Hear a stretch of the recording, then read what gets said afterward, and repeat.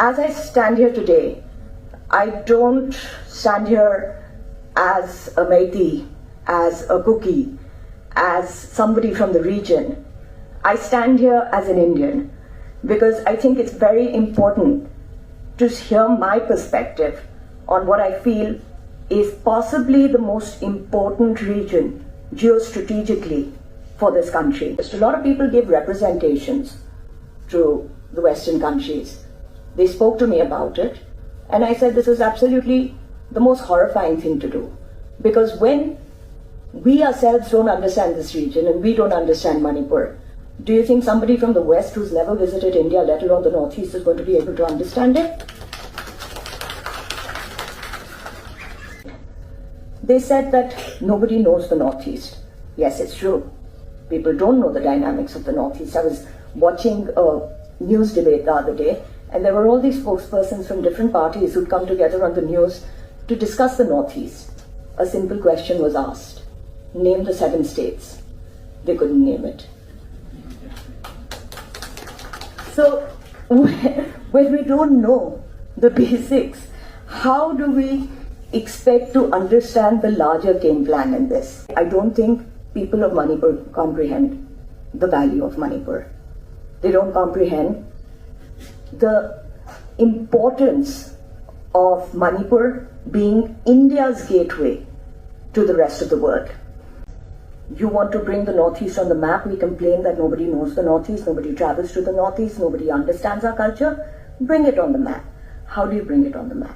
You bring it on the map by understanding the geostrategic value of this place and then acting thereupon on the understanding of that. What is the Great Game East? The Great Game East is what we see unfolding today.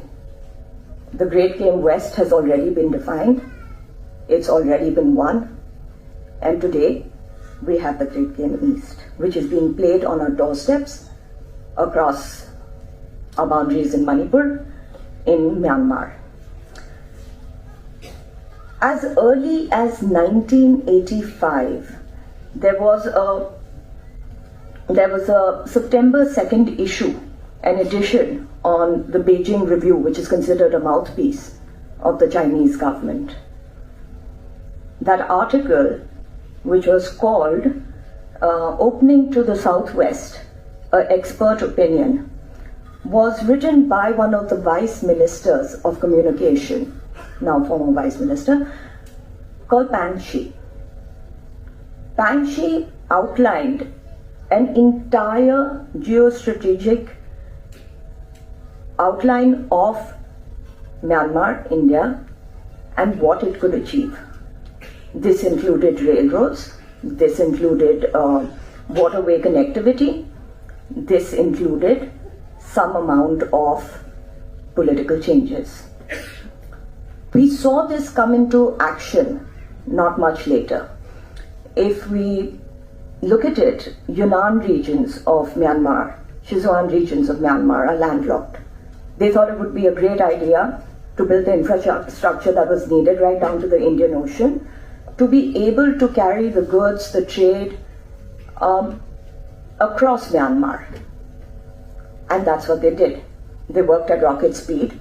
There was the railroad, which came up from Michikina to Lasho. The Irrawaddy River today is used as waterways for trade, commerce, and so on and so forth. We've also seen on the Indo-Pacific region the kind of revisionism, Chinese revisionism. We've seen Coco Islands that has been taken over by the Chinese. They're building airstrips. We've seen, we know of the fact that the Coco Islands is only 55 kilometers away from Andamans. Where does all of this cross from? It crosses from across your border. These were also the regions where a lot of insurgency was supported. Of course, it was supported with arms and ammunition, and we know historically the Naga insurgency, the Mizo insurgency, all were backed by either Chinese arms and ammunition weapons or by the erstwhile East Pakistan being used as bases or by the ISI. Today, maybe that policy has changed. Maybe China is not playing an active role in terms of supporting insurgency. But is the grey weapon market area alive and thriving? Yes, it is. Are we getting second-hand weapons? Yes, we are. What are we seeing in Manipur today? And I cast no aspersions. We have no evidence right now out in the open. But inferences can surely be drawn. And I think that is going to be a huge part of what we are going to have to contend with in the future. For India, Moreh is our gateway to Southeast Asia. For India, it is important to be able to have access to these areas irrespective of the kind of troubled region that it is. We have the Arakan army, we have the Chin state, we have active insurgents in all these areas. It will tell you the kind of companies that are working just across the border from you, the kind of investments there are, and the kind of critical minerals that are available. You see, we want to be stuck in this idea of we want to talk about narratives and we want to talk about, the immediate conflict. But I think our perspective has to be bigger. If we want to solve this situation, we have to address it from the grassroots. And to address it from the grassroots, we have to see the whole picture. The great game east. And I think that is what we have to deal with. That is what we have to understand. Of course, we can look at this as a mere ethnic conflict, and as we should. But that doesn't mean that that's what it's going to remain. It doesn't mean that if it continues, it isn't going to become something larger. We have international interest, we have money, and we have critical minerals. I think nothing could be more important for the future. But let me say that for India is not unaware of this, and it has made its efforts, whether it's the Kaladan multimodal project, where the first transit to Sitwe has already started, but it has a 110-kilometer development that it still needs to do right into Mizoram. Unfortunately, that travels through some of the most troubled states of Myanmar, and that may delay the project. But if that happens, India knows that it needs to depressurize the chicken's neck, and therefore it has offered this sort of an alternative. We must not lose heart, but we must be aware. You see, Myanmar owes 40% of its debt to China, and therefore it has a certain amount of influence or agency. However, Burmese nationalism also plays a role, which will not allow China, hopefully, to have the kind of influence that we fear it will. India has played a great role in keeping a neutral stance. A lot of people have said, Myanmar doesn't have democracy, Myanmar doesn't have this, For us, our concern is that we must be on good terms with our neighbors, and that is what we've done. Therefore, if you remember, in the first month of the conflict, the Myanmarese government had taken out a notice that it warned the citizens to stay away from poppy cultivation and to stay away from causing any communal disharmony. This is the result of good diplomacy.